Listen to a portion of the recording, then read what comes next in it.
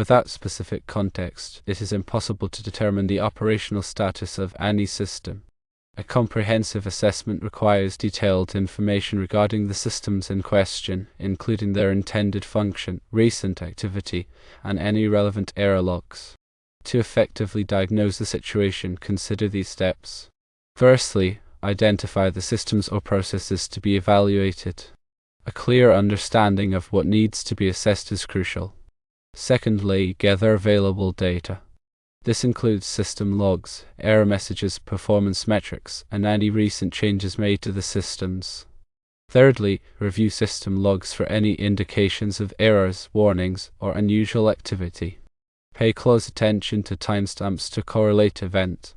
Fourthly, analyze performance metrics such as CPU usage, memory utilization, disk input/output, and network traffic.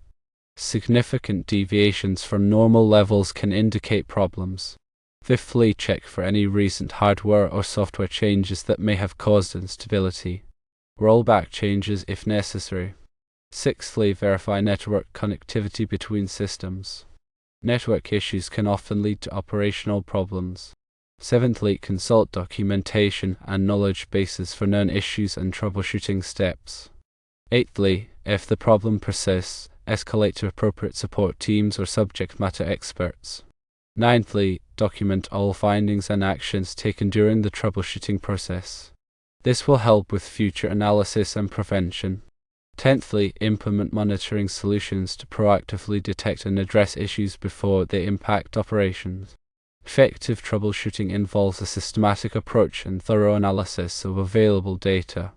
It requires a clear understanding of the systems involved and the ability to identify and interpret relevant information. Consider the electrical aspects. While the context does not mention electrical systems directly, it's essential to consider the electrical infrastructure supporting the systems under review. This includes power supplies, backup generators, and uninterruptible power supplies, commonly referred to as UPS. Power outages or fluctuations can cause system downtime or data corruption. Therefore, it's crucial to verify that the electrical systems are functioning correctly and providing a stable power supply. According to the National Electrical Code, specifically the 2008 edition in this case, electrical installations must adhere to certain standards to ensure safety and reliability. For example, Article 700.12 of the NEC 2008 addresses emergency systems and requires that emergency power sources be capable of supplying power within 10 seconds of a power failure. Similarly, Article 701.11 covers legally required standby systems which must be capable of supplying power within 60 seconds of a power failure. Article 702 covers optional standby systems. These standby systems are not legally required for safety of life or immediate operation. Proper grounding and bonding are also essential for preventing electrical hazards and ensuring equipment operates correctly. Article 250 of the NEC 2008 provides detailed requirements for grounding and bonding electrical systems. Insufficient grounding can lead to electrical noise, equipment malfunction, and even electric shock hazards.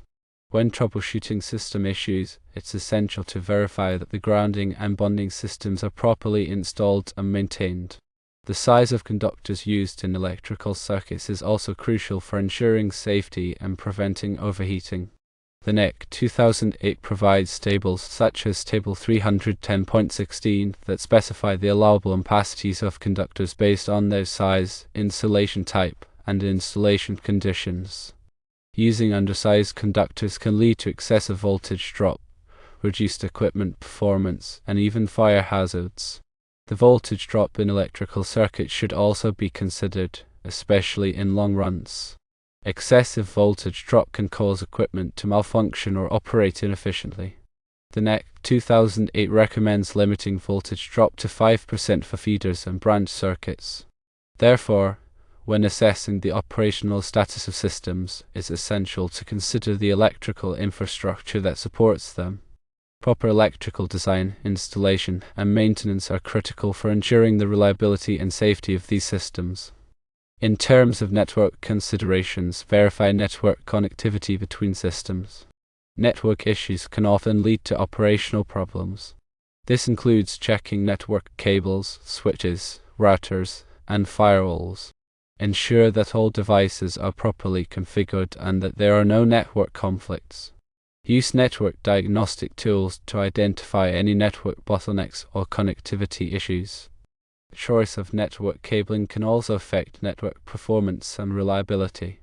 Category 5E, Category 6, and Category 6A cables are commonly used in Ethernet networks.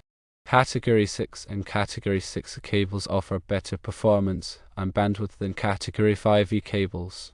Fiber optic cables are used for long-distance and high-bandwidth applications. Wireless networks are also commonly used, but they are more susceptible to interference and security threats. The configuration of network devices, such as switches and routers, is crucial for network performance and security. Virtual local area networks, also known as VLANs, can be used to segment the network and improve security. Quality of service, also known as QoS, can be used to prioritize network traffic and ensure that critical applications receive the necessary bandwidth. Firewalls are used to protect the network from unauthorized access and malicious attacks. They can be configured to block specific types of traffic or to allow only authorized traffic. Intrusion detection systems, also known as IDS, can be used to detect and prevent network intrusions. They monitor network traffic for suspicious activity and generate alerts when a potential intrusion is detected. Regular security audits should be performed to identify and address any network vulnerabilities. This includes reviewing firewall rules, access control lists, and other security configurations. Software considerations are also important. Verify that all software is up to date with the latest security patches. Outdated software can be vulnerable to security exploits. Antivirus software should be installed on all systems to protect against malware infections. Regularly scan systems for viruses and other malware. Implement a strong password policy to prevent unauthorized access to systems. Passwords should be complex and changed regularly. Multi-factor authentication adds an extra layer of security by requiring users to provide 2 or more forms of authentication. Regular backups should be performed to protect against data loss. Backups should be stored in a secure location and tested regularly to ensure that they can be restored successfully. Implement a disaster recovery plan to ensure that systems can be recovered quickly in the event of a disaster. The disaster recovery plan should be tested regularly to ensure that it is effective. Monitor system resources, such as CPU usage, memory utilization, and disk space. High resource usage can indicate a problem. Use system monitoring tools to track system performance and identify potential issues. Set up alerts to notify administrators when certain thresholds are exceeded. Review system logs regularly to identify potential problems. System logs can provide valuable information about system events and errors. Analyze system logs to identify trends and patterns that may indicate a problem. Security considerations are crucial for protecting systems from unauthorized access and malicious attacks. Implement a strong security policy to protect systems and data. Educate users about security threats and how to avoid them. Regularly review security policies and procedures to ensure that they are effective. Physical security is also important. Protect systems from physical access by unauthorized personnel. Secure server rooms and data centers with appropriate security measures.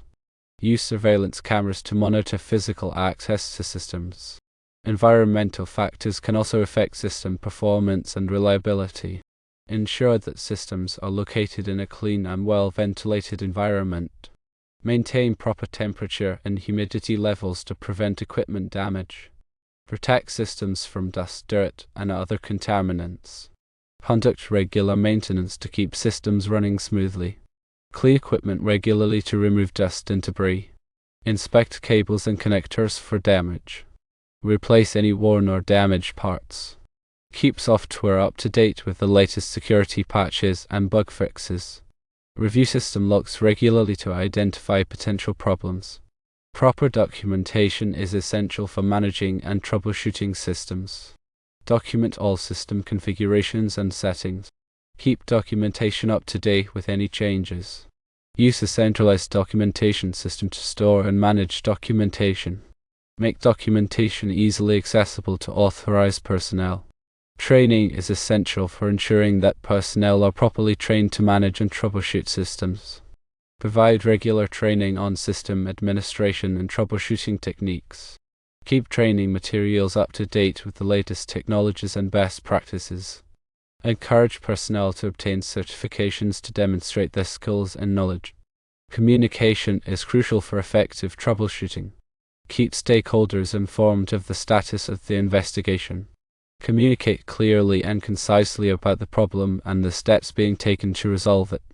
Collaborate with other teams to resolve complex issues. Follow up with stakeholders to ensure that the problem has been resolved to their satisfaction. Continuous improvement is essential for maintaining system reliability and performance. Regularly review system performance and identify areas for improvement. Implement changes to improve system reliability and performance. Monitor the results of changes to ensure that they are effective. Learn from past incidents to prevent similar incidents from occurring in the future.